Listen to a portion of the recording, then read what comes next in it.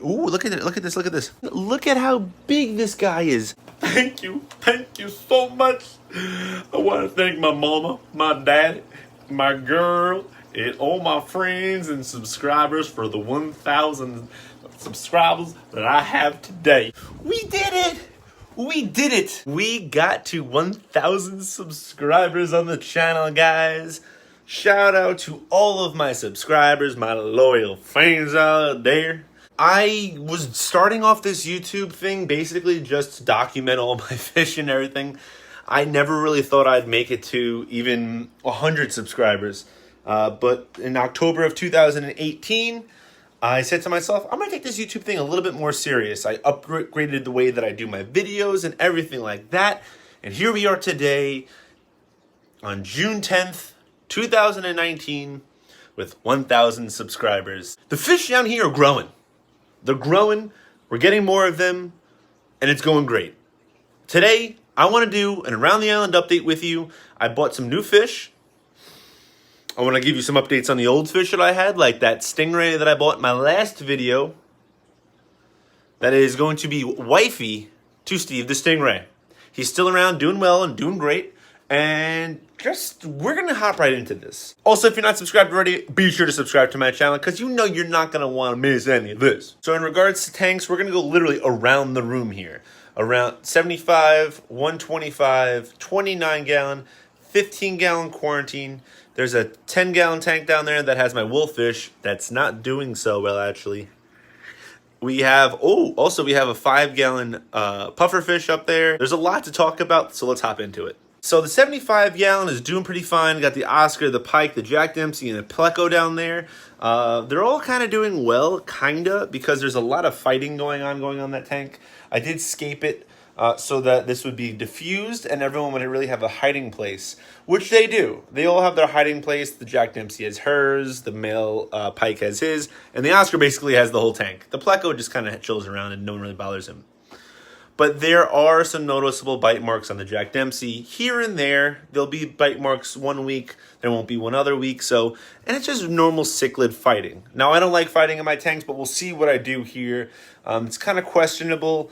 I'm not really going to make any changes because I don't really want to rehome any of those type of fish, and they kind of can't go in any other tank because they're going to be too aggressive in there. One other thing that kind of irks me is I have blackbeard algae in literally all of my tanks. It's going to be hard to get rid of the blackbeard algae, but I'm going to start the fight again. I fought the blackbeard algae probably about 2 years ago, and I almost got it all gone, and I gave up, and it all came back in full force. I have more tanks, more gallons, more fish, so it's going to be harder this time, but we'll see what happens. I'm more committed to the cause now. Let's hop over to the 125. Unlike some other YouTube channels, I want to give you the good, the bad, and the ugly. Let me give you some ugly. I had a breeding pair of Geophagus steindachnerai. They actually gave me some fry that are currently in my 29 gallon. I had an ammonia spike in my 125 because I did a big water change, and then after the water change, I did a rookie mistake. I cleaned out one of the filters that are on that tank, and I had a pretty bad ammonia spike, and I didn't catch it. I had many fish deaths, actually, in that tank. And I said to myself, why are these fish dying? And they all died really at once. I tested the water, and I had ammonia in there. I lost my royal Pleco, my gold nugget Pleco. I lost the male Geophagus steindachnerai that I loved so much. Some of the fish in there were in pretty bad shape. I put them into a quarantine tank that did not have an ammonia spike in them and healed them back up. They're actually all back in that tank now. Oh, also I forgot to mention, Monster Aquarium in Queens. I made the trip out to Monster Aquarium and picked up some sick fish. Some fish that I've always wanted to keep are datnoids.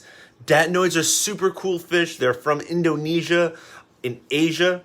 And I got them. I got 3 of them from Monster Aquarium. They're all in my 125 right now, as well as a black spotted eel. Another incredible fish. Super cool. I've already had some friends over and they've already made comments like, what the hell is that? Really cool fish. Also, the blackbeard algae is in there. Also, we did a rescape in that tank. We did a rescape. So As you guys know, I have the second Stingray. I made it so the escape is a little bit more wider. So I moved a piece of wood over, and it's really cool because now the Stingray has more room in the full center, on the left, in the center of the tank, and also the fish that like caves and stuff can hang out on that side because there's like cavey type area. Hopping over to the 29-gallon tank, I also got a datnoid for that tank. Not from Monster Aquarium, I actually got that from Country Critters, a little smaller one. So I have a total of 4 datnoids now. Datnoids do get pretty big, but they grow pretty slow. So I do plan on having a big Monster Aquarium. One day, I will be having my own house within the next 2 years. So I'll have a very good big space so I could do a monster aquarium. Because isn't that everyone's goal, right? Also, in 29-gallon, I went to Aqua Hut and got myself a vampire shrimp. I love vampire shrimp, and I underestimated the size by a lot. They are literally humongous. They're ginormous. I put it into my 29-gallon tank. I'm a little bit shocked at how big it is. I can't put it in my 125 because it'll probably be eaten by the datnoids or by the Stingray, so it has to live in my 125. Also can't put it in the 75 because the Oscar and all that. With a shrimp, I don't think so. Other than that, not really any other updates. The Steindachnerai fry that are in there should be getting taken out soon, right when I have the tank space for it. I also have some pretty cool cories and stuff like that in there. Nothing too new. I have all the plecos. The plecos are growing out. They'll be getting taken out of that tank very soon too, or at least a few of them will. To the quarantine tank now. In my quarantine tank, new fish. I got a striped pike characan. It's a type of South American. They call it a South American gar as well too. It's a cool fish. Got that from Country Critters. Really excited about that fish. Kind of wanted to put it directly into the 125. It was in Country Critters for a little bit long time, so I kind of trusted the health of it, but I kind of wanted to monitor it a little bit more. I'm kind of wanting to fast track this quarantine tank. The Stingray is in there right now. I believe she's eating bloodworms. I'm having some trouble having her eating. It's not uncommon that wild caught stingrays don't really accept fish tank type foods readily. She's eating, but sparingly. She's not accepting shrimp like how Steve eats, but we're going to try and get her up and running so she could put on some weight. And then ultimately, within the next 3-4 weeks, right when I see that she's eating and doing well, all the fish from that tank will be taken out. Now the wolffish. The wolffish is not doing too well because the wolffish actually has dropsy. Dropsy is a type of disease. It's basically the kiss of death. A lot of times, if your fish gets dropsy, it's really hard for it to actually make it. You need to catch it very early. You'll notice it because the pine coning of the fins of the fish. I'm currently treating it right now with Canaplex. It's an antibacterial. I believe it's working for the wolffish, so we'll see what happens. I don't want to have to replace the wolffish, but we love the wolffish in this type of species, so if this one does die, we're going to have to replace it. In the 5-gallon tank that has the pufferfish in it, this fish actually killed all of the ghost shrimp that were in the tank. I knew this was going to happen. I got them really as feeders, but now it's actually eating bloodworms, and it's also eating freeze-dried krill. If you do like this format of video, definitely let me know in the comment section below. I will definitely pump out more content like this if you do want my updates on all of my tanks. Don't look at that door there that fell off recently. Just don't look at that. When you have so many different types of tanks, there's always things happening, and there's always things that need to be... Ooh, look at it. Look at this. Look at this. See what I mean? Look at how big this guy is. He's an absolute unit. That is the vampire shrimp. He's huge. When you have so many different tanks, there's always a lot going on. There's a lot to manage. I have over 250 gallons in my house. So it is a lot to manage. You're not going to be able to see things like ammonia spikes every single time that they do happen. So guys, we got the 1,000 subscribers. It looks like things in the fish room are looking kind of upward. I had a little bit of down stuff from the ammonia spike, the stingray not eating, and a bunch of other stuff.